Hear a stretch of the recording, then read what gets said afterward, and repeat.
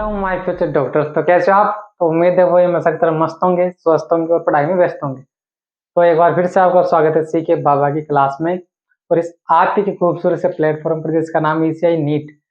और आज मैं आपके सामने उपस्थित हुआ हूँ, प्रेजेंट हुआ हूँ एक बड़ा ही खूबसूरत सा इम्पोर्टेंट सा टॉपिक लेकर के। छोटा सा है लेकिन क्वेश्चन आते हैं, बट एनसीईआरटी में इसको बहुत ही लैंग्वेज जो इसकी घुमा करके दे रखी है। तो उस टॉपिक का नाम है असिस्टेड रिप्रोडक्टिव टेक्निक्स, या शॉर्ट में बोलता हूं ART। आर्ट वो कला वाला आर्ट नहीं, असिस्टेड रिप्रोडक्टिव टेक्निक, सहायक जनन प्रौद्योगिकियां, ऐसे शायद हिंदी में कुछ नाम है इसका। तो असिस्टेड रिप्रोडक्टिव टेक्निक क्या है और किसकी इसकी जरूरत क्यों पड़ी भाई? इसकी जरूरत इसलिए पड़ी कि मान लो कि कोई जोड़ा है, मेल और फीमेल है, फर्टिलाइजेशन तो मेल और फीमेल ही करेंगे, सेक्सुअल। और ये जो कुछ भी पढ़ रहे हैं ना असिस्टेड रिप्रोडक्टिव टेक्निक, वो पढ़ रहे हैं हम ह्यूमन के लिए।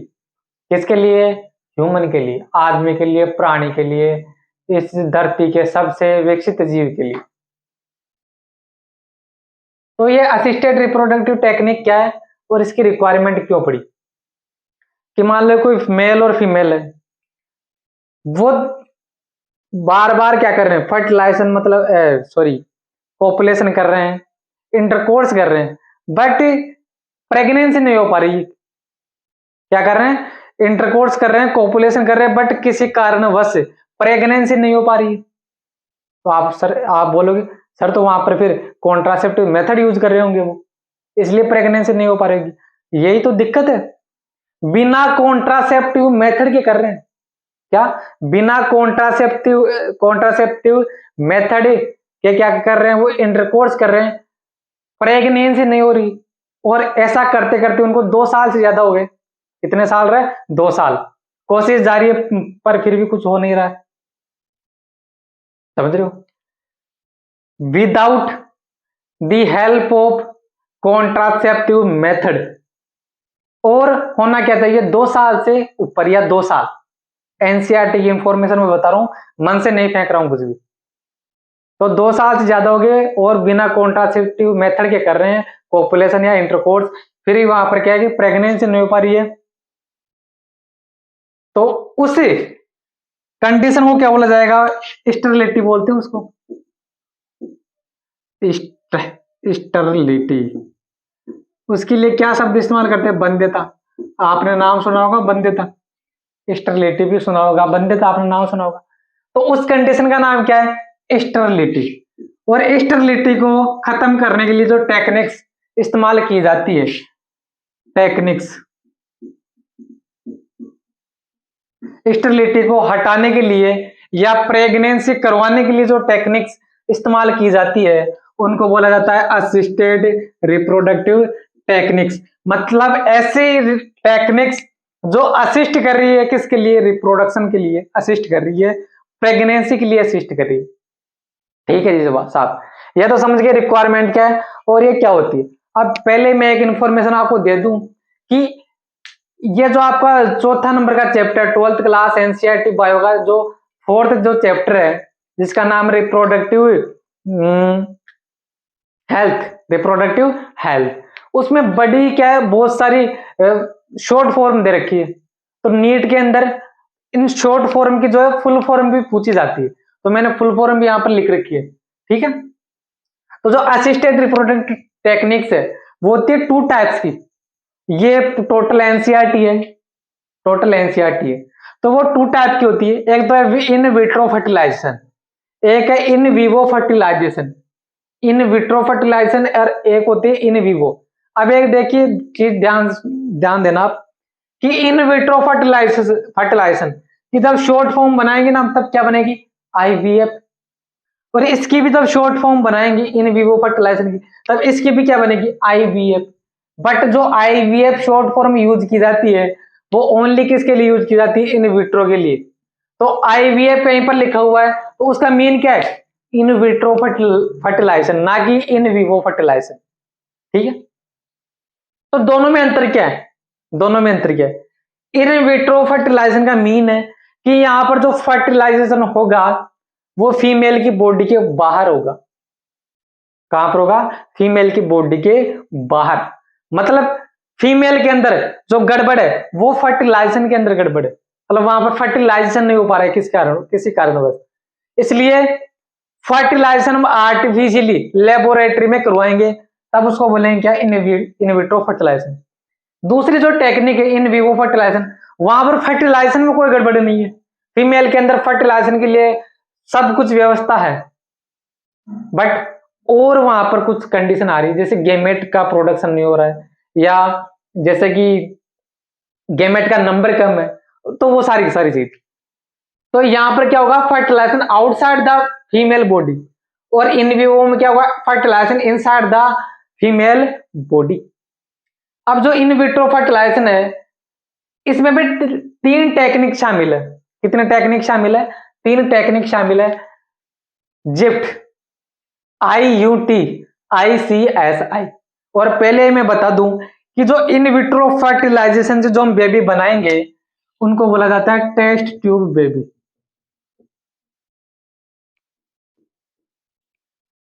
नाम सुना होगा आपने, टेस्ट ट्यूब बेबी, प्रखनली शिशु। तो प्रखनली शिशु किसको बोलते हैं? कि जो इन विट्रो फर्टिलाइजेशन की हेल्प से जो फीटस बनेंगे, जो बच्चे बनेंगे, जो टाबर बनेंगे, उनको क्या बोला जाएगा? Test tube baby. एक एक को करके समझते हैं। जिफ्ट, IUT, ICS क्या है? जिफ्ट देखो नाम से पता चल रहा है, zygote intrafallopian transfer. Zygote intrafallopian transfer, मतलब जायगोट, इंट्रा का मतलब क्या होता है? अंदर, इंट्रा का मतलब क्या होता है? अंदर। तो जायगोट इंट्रा, अंदर, किसके अंदर? फेलोपियन ट्यूब के अंदर क्या किया जा रहा है? ट्रांसफर किया जा रहा है। तो जायगोट फेलोपियन ट्यूब के अंदर ट्रांसफर किया गया, तो कहां से लाया गया वो? अरे उसको हमने लेबोरेटरी के अंदर जायगोट पहले ही बना लिया। क्या किया? लेबोरेटरी के अंदर जायगोट बना लिया पहले। अब उसको क्या कर रहे हैं हम? उसको फेलोपियन ट्यूब के अंदर क्या कर रहे हैं? ट्रांसफर कर रहे हैं। तब उस टेक्निक को क्या बोला जाएगा? जिफ्ट बोला जाएगा, ZIFT। लेकिन ध्यान सुनना, ध्यान से सुनना, मेल का गैमेट लिया, फीमेल का गैमेट लिया, दोनों को लेबोरेटरी के अंदर क्या करवाया हमने? ज्वाइन करवाया, उनको फर्टिलाइज करवाया। कहां पर? लेबोरेटरी के अंदर, मतलब आर्टिफिशियली उनको फर्टिलाइज करवाया। फर्टिलाइजेशन से बनेगा क्या? जायगोट। जायगोट में फिर होगा क्या? क्लीवेज डिवीजन, और क्लीवेज डिवीजन से बनेगा क्या? एम्ब्रियो। तो जायगोट क्या होती है? जायगोट ऐसी डिप्लॉइड सेल है, एक डिप्लॉइड सेल है, इसमें क्या होगा? क्लीवेज डिवीजन होगा। तो क्लीवेज डिवीजन से क्या होगी? बहुत सारी सेल बनेगी। क्लीवेज डिवीजन क्या होता है? कि जायगोट के अंदर होने वाला ऐसा डिवीजन जिनमें सेल का नंबर तो बढ़ेगा, पर ये देखिए जो यहां पर मास यहां पर था, साइटोप्लाज्म में जो प्रोटोप्लाज्म का मास यहां पर था वो यहां पर रहेगा, बस नंबर बढ़ रहा है सेल का, तो उसको क्या बोला जाता है? क्लीवेज डिवीजन बोला जाता है। और इसमें जो सेल्स बनी है ना, ये जो सेल्स बनी है उनको बोला जाता है ब्लास्टोमियर्स। क्या बोला जाएगा रे? ब्लास्टोमियर्स। क्या बोला जाएगा? देख लो एक बार कि आपको दिख भी रहा है कि नहीं। हाँ दिख रहा है कि जायगोट में जो क्लीवेज डिवीजन से जो सेल बनेगी ना उनको बोला जाता है ब्लास्टोमियर। तो ये ब्लास्टोमियर बताने की जरूरत क्या यहां पर क्यों पड़ गई? वो इसलिए पड़ गई कि जब एट सेल वाली स्टेज तक या एट ब्लास्टोमियर तक फेलोपियन ट्यूब में ट्रांसफर करवा रहे हैं, तब उसको बोला जाएगा क्या? जिफ्ट बोला जाएगा। तो जिफ्ट किस टेक्निक को बोलेंगे? जिसमें ब्लास्टोमियर का नंबर कितना रहना चाहिए? 8। कितना? 8। और इस एम्ब्रियो को कहां पर ट्रांसफर करवाना है? फेलोपियन ट्यूब में, ओनली फेलोपियन ट्यूब में। एनसीईआरटी एक बार ध्यान से पढ़ लेना आप, वहां पर क्लियरली लिख रखा है कि जिफ्ट टेक्निक उसको बोलेंगे जिसमें ब्लास्टोमियर का नंबर कितना होगा? 8 या उससे कम, 8 होगा या उससे कम होगा। और इसको एम्ब्रियो को ट्रांसफर कहां पर करवाएंगे हम? फेलोपियन ट्यूब में। तब उसको बोलेंगे क्या? जिफ्ट बोलेंगे, जायगोट इंट्राफेलोपियन ट्रांसफर। मैं जो बोल रहा हूं ना वो एनसीईआरटी में भी लिखा हुआ है, या फिर आप अपनी लैंग्वेज में लिखना चाहो तो जो मैं बोल रहा हूं उसको आप अपनी लैंग्वेज में लिख सकते हो, वहीं पर एनसीईआरटी में लिख लो कि इजी रहेगा वो। अब दूसरी टेक्निक है IUT, intra uterine transfer. Intra uterine transfer और जिप्ट में सिर्फ एक ही चीज का अंतर है, सिर्फ एक ही चीज का नाम पढ़ो आप, इंट्रा यूटेराइन ट्रांसफर। इंट्रा का मतलब अंदर, यूट्रस किसके अंदर, यूट्रस के अंदर क्या करवाएंगे, ट्रांसफर करवाएंगे। अभी जो जाइगोट बनवाया था और उसको 8 ब्लास्टोमियर स्टेज तक उसको फेलोपियन ट्यूब में ट्रांसफर करवाया था, तब तो उसको बोल क्या रहे थे, हम जिप्ट बोल रहे थे। बट 8 ब्लास्टोमियर स्टेज से ज्यादा, ब्लास्टोमियर का नंबर कितना है, 8 से ज्यादा, और उसको जब ट्रांसफर करवाएंगे यूट्रस में, जिप्ट में कहां पर करवाते हैं, फेलोपियन ट्यूब में, तो यहां पर कहां करवाएंगे, यूट्रस में। तो ट्रांसफर एम्ब्रियो को कहां पर करवा रहे हैं, यूट्रस में करवा रहे हैं, और वहां पर ब्लास्टोमियर का नंबर क्या होगा, 8 से ज्यादा, 8 से ज्यादा, तब उसको बोलेंगे क्या, IUT। तो जिप्ट में क्या है, ब्लास्टोमियर का नंबर 8, ट्रांसफर कहां करवा रहे हैं, फेलोपियन ट्यूब में। IUT में ब्लास्टोमियर का नंबर 8 से ज्यादा, ट्रांसफर कहां करवा रहे हैं, यूट्रस के अंदर। ध्यान से सुन लेना, अंतर बड़ा कंफ्यूज कर देते हैं, आंसर गलत हो जाता है। अब तीसरी टेक्निक है ICSI, intracytoplasmic sperm injection. Intracytoplasmic sperm injection, ICSI क्या है, इंट्रासाइटोप्लाज्मिक स्पर्म इंजेक्शन। अब आपको पता है कि स्पर्म के पास क्या होती है, स्पर्म के पास क्या होती है, टेल होती है, फ्लैजिला होती है, जिसकी हेल्प से क्या करता है, वो मतलब गति करता है। और आपको यह भी पता है कि ओवम के चारों ओर क्या होती है, मेम्ब्रेन्स पाई जाती है, जैसे जोना पेलिसुडा हो गई, कोरोना रेडिएटा हो गई। तो ओवम के चारों ओर या सेकेंडरी ओसाइड के चारों ओर ये क्या है, मेम्ब्रेन प्रेजेंट है। तो स्पर्म क्या है, ये मान लो कि ओवम है, तो स्पर्म आता है तेज गति करता हुआ, और इन मेम्ब्रेन को भेदता हुआ कहां पर एंटर कर जाता है, वो ओवम के अंदर या सेकेंडरी ओसाइड के अंदर। अब मान लो कि स्पर्म की जो मोटिलिटी है वो क्या हो गई, कम हो गई, तो वो ओवम को भेद ही नहीं पा रहा है, या फिर ओवम के अंदर एंट्री नहीं हो पा रहा है, फिर क्या करेंगे, मतलब स्पर्म की अगर मोटिलिटी कम हो गई तो वो ओवम को भेद नहीं पाएगा। बट जनरली मैं ओवम बार बार बोल रहा हूं ना, तो वो ओवम नहीं होता है, वो क्या है, सेकेंडरी oocyte होता है, सेकेंडरी oocyte। अगर आपको सेकेंडरी oocyte और ओवम में डिफरेंस पता नहीं है ना, तो लिंक डिस्क्रिप्शन बॉक्स में दे रखी है, उस वीडियो को जाकर के देखे, मैंने आपको ओवम सेकेंडरी oocyte इनके दोनों के अंदर डिफरेंस अच्छी तरह समझा रखा है। बट जनरली हम क्या टर्म यूज लेते हैं, ओवम ही टर्म यूज लेते हैं, तो मैं बार बार मेरे मुंह से ओवम निकल जा रहा है, तो आप इतनी दिक्कत है ना लो, यहाँ पर कोई आपको ऐसे दिक्कत नहीं होने वाली कि ओवम और सेकेंडरी oocyte मैं बोल भी रहा हूं। तो स्पर्म की मोटिलिटी कम होने की वजह से वो ओवम को भेद नहीं पा रहा है, तो क्या करें अब, तो क्या किया जाता है कि स्पर्म को इंजेक्शन के अंदर भर के डायरेक्टली ओवम के अंदर क्या कर दिया जाता है, इंजेक्ट करवा दिया जाता है। क्या करवा दिया जाएगा, इंजेक्ट। क्या किया, ओवम को बाहर निकाला, ओवम को क्या किया, बाहर निकाला, स्पर्म को इंजेक्शन में भरा, और इंजेक्शन की हेल्प से स्पर्म को ओवम के अंदर क्या करवा दिया, इंजेक्ट करवा दिया। सारा का सारा काम कहां पर चल रहा है, फीमेल की बॉडी के बाहर, लेबोरेटरी के अंदर।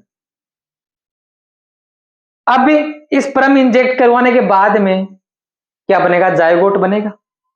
अब जायगोट बनने के बाद में उसको कहां पर ट्रांसफर करना है, वापस फीमेल में।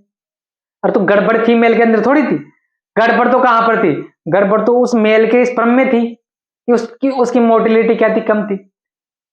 तो अब जो जायगोट बना है ना, तो फीमेल में तो कोई गड़बड़ है ही नहीं ना, तो उस जायगोट को वापस कहां पर ट्रांसफर कर देंगे, हम वापस ट्रांसफर कर देंगे फीमेल के अंदर, फीमेल के अंदर।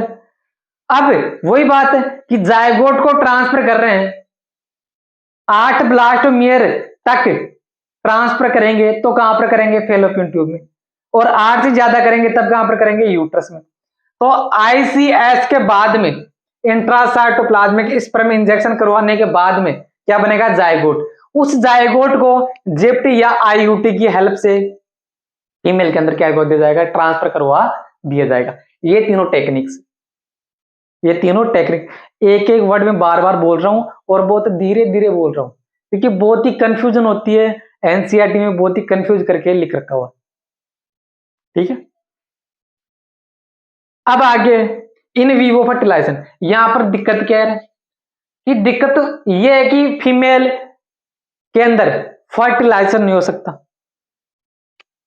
Sorry, fertilisation inside to the female body, मतलब फीमेल के अंदर फर्टिलाइजेशन तो हो सकता है, बट फर्टिलाइजेशन के अलावा और कुछ वहां पर दिक्कत आ रही है, जैसे गेमेट नहीं बन रहा है, ऐसे और भी दिक्कत हो सकती है।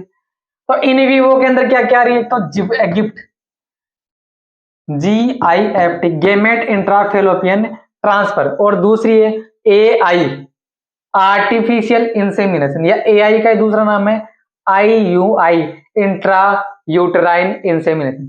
तो गिफ्ट क्या है, GIFT क्या है, देखो नाम से पता चल रहा है, गेमेट इंट्राफेलोपियन ट्रांसफर।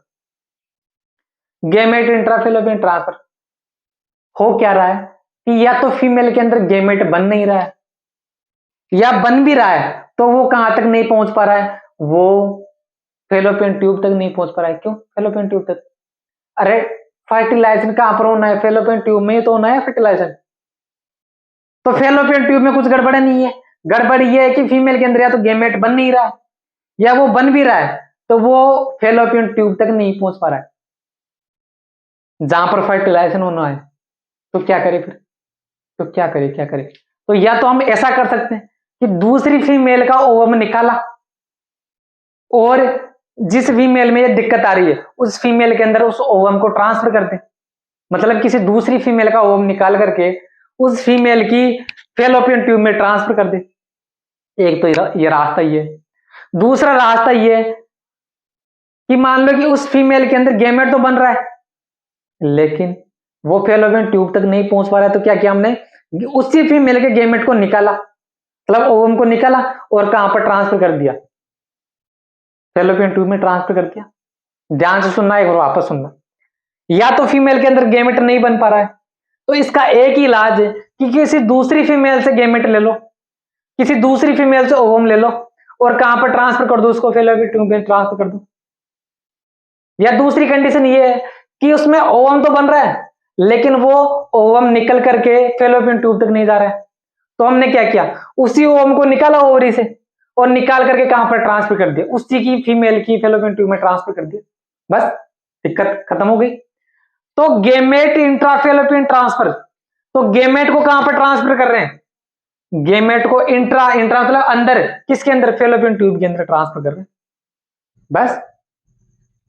तो यहां पर क्या होगा, फीमेल के अंदर यूट्रस में इंप्लांटेशन भी होगा, यूट्रस के अंदर क्या होगा, इंप्लांटेशन भी होगा, मतलब यूट्रस पूरी फैसिलिटी दे रहा है कि मेरे अंदर इंप्लांटेशन हो, मैं प्रेगनेंसी हो सकती है, मेरे अंदर कुछ गड़बड़ नहीं है। और फेलोपियन ट्यूब के अंदर भी क्या है, फर्टिलाइजेशन होने के पूरे पूरे चांस है, मतलब ना फेलोपियन ट्यूब में दिक्कत है ना यूट्रस में दिक्कत है। दिक्कत किस में थी, गेमेट में, या तो बन नहीं रहा है या बन भी रहा है तो निकल करके बाहर फेलोपियन ट्यूब तक नहीं जा रहे। तो इसके लिए क्या यूज किया जाएगा, गिफ्ट यूज की जाएगी। आखिरी जो टेक्निक है IUI, सॉरी AI, जिसकी फुल फॉर्म है आर्टिफिशियल इंसेमिनेशन, या उसी का नाम है IUI इंट्रा यूटेराइन इंसेमिनेशन। अब इन दोनों शब्दों में माइन्यूट सा डिफरेंस है, वो भी आपको पता चल जाएगा। तो AI क्या है, अभी हमने जो जितनी भी पढ़ी उनमें मैक्सिमम प्रॉब्लम किस में आ रही थी, फीमेल में आ रही थी, ये मेल वाली है, मेल वाली। तो क्या है कि मान लो कि कोई मेल है, वो क्या है कि इंसेमिनेशन नहीं कर पा रहा है फीमेल की वेजाइना में, मतलब उसके अंदर इतनी कैपेसिटी नहीं है कि वो स्पर्म को या सीमन को फीमेल की वेजाइना के अंदर क्या कर सके, इंसर्ट कर सके। वहां पर कुछ भी दिक्कत हो सकती है, मान लो कि पेनिस इरेक्टाइल कंडीशन में नहीं आ रहा है, पेनिस इरेक्टाइल कंडीशन में नहीं आ रहा है, तो जिस वजह से भी मान लो कि इंसेमिनेशन नहीं हो रहा है, और इंसेमिनेशन नहीं हो रहा है तो मतलब सीमन वेजाइना में नहीं जा रहा है। या दूसरी दिक्कत ये है कि मान लो कि स्पर्म का काउंट बहुत कम है, स्पर्म का काउंट क्या है, बहुत कम, मतलब जिसको एजोस्पर्मियम बोलते हैं। तो या तो मेल जो है वो इंसेमिनेशन नहीं कर पा रहा है, या स्पर्म का काउंट सीमन के अंदर बहुत कम है, तो ऐसे में क्या करेंगे हम? ऐसे में क्या करेंगे? ऐसे में सीमन को बाहर निकालेंगे, क्योंकि वो वेजाना के अंदर तो नहीं निकाल डाल सकता, जो सीमन उसको वेजाना के अंदर तो नहीं डाल सकता, तो हम क्या करेंगे? आर्टिफिशियली सीमन को क्या करेंगे? बाहर निकाल लेंगे। मेल जो है उसके सीमन को आर्टिफिशियली बाहर निकाल लेंगे, और बाहर निकालने के बाद में उसको फिर आर्टिफिशियल टेक्निक की हेल्प से या इंजेक्शन की हेल्प से वेजाइना, जो फीमेल की वेजाइना ना, उसके अंदर क्या कर देंगे? इंसेमिनेट करवा देंगे, इंसर्ट करवा देंगे। ठीक है, तो दिक्कत खत्म। फीमेल के अंदर तो कोई दिक्कत नहीं थी ना। मेल के अंदर दिक्कत इतनी सी थी कि वो इंसेमिनेशन नहीं कर पा रहा था, या कर भी रहा था तो वहां पर स्पर्म का काउंट क्या था? बहुत कम था। इसलिए क्या किया? सीमन को बाहर निकाल लिया, और बाहर निकालने के बाद इंजेक्शन में डाला, और इंजेक्शन में डालने के बाद में फीमेल के वजाना के अंदर क्या करवा दिया? इंसेमिनेट करवा दिया। खेल खत्म, इतना ही। बट दिक्कत ये है कि मान लो कि उस सीमन को हम यूट्रस के अंदर ट्रांसफर करवा रहे हैं, यूट्रस के अंदर ट्रांसफर करवा रहे हैं, तब उसको IUI बोला जाएगा, इंट्रा यूट्राइन ट्रांसफर। मतलब किसको ट्रांसफर? सीमन को कहां पर ट्रांसफर कर रहे हैं? यूट्रस के अंदर, तब उसको क्या बोला जाएगा? IUI।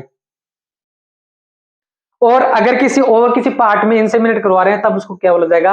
AI, artificial insemination. Insemination होते हो ना, जब मेल अपने सीमन को फीमेल की वेजाना में डालता है ना, उसको प्रोसेस को बोलते हैं इंसेमिनेशन। तो हमने इंसेमिनेशन कैसे करवाया? आर्टिफिशियली करवाया। आई बात समझ? तो ये सारे के सारे हमारी क्या थी? Assisted reproductive techniques. तो आई होप मैंने एक एक वर्ड आप क्लियरली समझाने की कोशिश की है, तो आप इसको लिख तो लो। अब इसकी जो मैंने थ्योरी बताई आपको, वो आपको समझ तो आई होगी। आप एक बार एनसीईआरटी से रीडिंग लगवा लो, और एक बार और भी आपकी इजी करने के लिए जो सेल्फ प्रिपेयर्ड जो नोट्स है मेरे, वो मैं लिंक जो है उसकी PDF डिस्क्रिप्शन बॉक्स में दे दूंगा, तो आपको एक एक लाइन इजीली समझ में आएगी।